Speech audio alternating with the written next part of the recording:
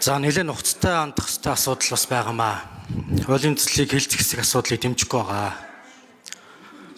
За ажлын хэсгийн гишүүд маань бүр сүүлдээ их хурлын гишүүд рүү хамааралгүй асуудлаар бас одоо дайрдаг ийм байдал руу бас орлоо.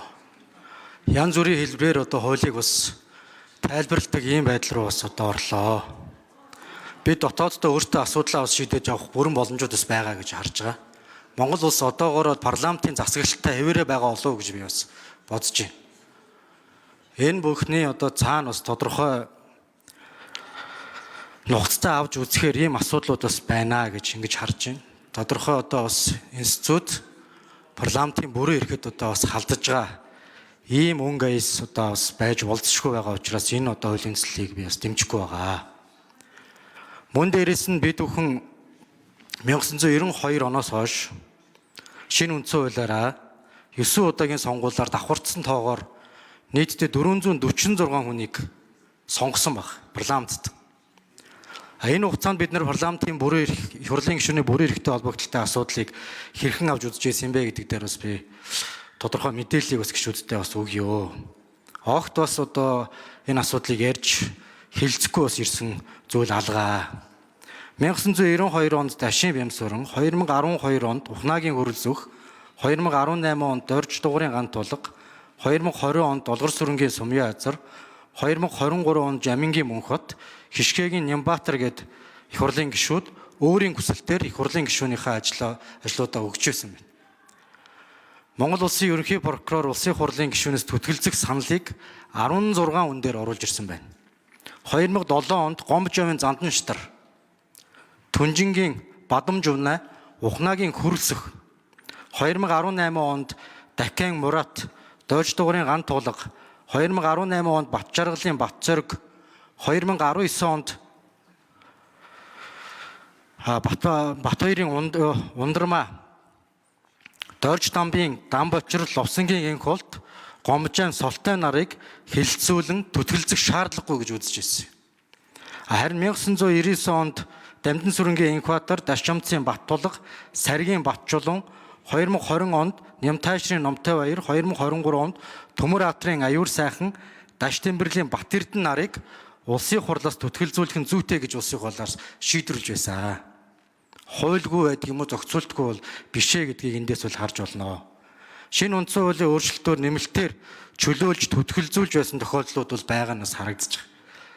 Нийт 10 их хурлын гишүүн түтгэлзүүлэх саналыг ерөнхий прокуророос бол 16 хүний асуудлыг орж ирсний 6 гишүүнийг нь бол түтгэлзүүлж байсан байна.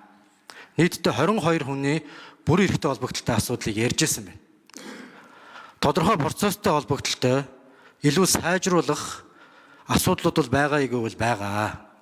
Ялангуяа одоо 3 шатны шүүхээр шийдвэрлсэн асуудлуудыг шийдэх шаардлагууд бол бидэнд бас тулгарч байгаа. Тэгэхээр энэ асуудлыг заавалчгүй ерөнхийлөгчийн хамгийн газар хэлгүүгээр өөрсдөө ажлын хэсэг юмнуудаа байгуулад дотооддоо бас энэ асуудлаа яриад явах нь зөв юм а гэсэн ийм байр суурьтай бас байгаа гэдгийг бас илэрхийлье. Ардчилсан парламентаа хамгаалах тал дээр бас ардчилсан намынхан маань өтөختөө оролцсон гэдэгт бас би уриалж байна. Мөн энэ одоо 126 гишүүнтэй шинэ парламентын гишүүд цаашдаа олон зуун жил одоо энэ парламентын засаглалтай байхын төлөө энэ одоо асуудал дээр нухацтай хандахыг бас уриалж байна. Асуудлаа өөртөө дотооддоо шийдье гэсэн ийм байр суурьтай байна. Энэ асуултын шин санал. За мөнгөн цогийн ган хөлөг гишүүн асуулт асуусан санал хэллээ. За ажлын хэсгийн гишүүдээс би бас хууль уншиж бас танилцуулъя. Улсын их хурлын тухай хуулийн 21-31 чуулганы хуралдаанд хүндэтгэн үзэх шалтгаанаар хүрэлцэн ирээгүй тайлбар өгөхөөс татгалцсан, хуралдаанд оролцсон этгээд хуралдааны дэг зөрчсөн бол парламентыг үл хүндэтгсэн үйлдэл тооцож тухайн этгээдэд төрийн албаны тухай болон холбогдох бусад хууль заасан хариуцлага хүлээлгэнэ гэсэн юм заалт байдаг шүү. Улсын их хурлд хүндэтгэлтэй хандахыг та бүхнээс хүсье. За мөн улсын их хурлын чуулганы хуралдааны дэгийн тухай хуулийн 9-16-ад тайлбар хийж асуултанд хариулж байгаа албан тушаалтан үнэн зөв мэдээлэх асуултанд товч тодорхой хариулах үүрэгтэй бөгөөд гишүүн асуултын хариултыг хангалтгүй эргэлзээтэй гэж үзвэл тухайн асуултын хариуг 2 хоногийн дотор бичгээр өгөхийг шаардах хэрэгтэй гэж. Тийм болохоор та бүхэн бас энэ улсын их хурлын тухай болон улсын их хурлын чуулганы хуралдааны дэгийн тухай хуулийг одоо бүгд анхааралдаа авч хэрэгжүүлээ. За мөн улсын их хурлд хүндэтгэлтэй хандъя. За улсын их хурлын гишүүн Дорж ханд Ган Зүрэг нарын урилгаар хүн намын дэргэдэх хүн академийн төгсөгчид улсын их хурлын үйл ажиллагаа төрийн ордонтой танилцж байна. Та бүхний ажилд нь амжилт, амьдралд нь эрүүл энх, сайн сайхан бүхнийг нийт их хурлын гишүүдийн нэрийн өмнөөс хүсээрэй.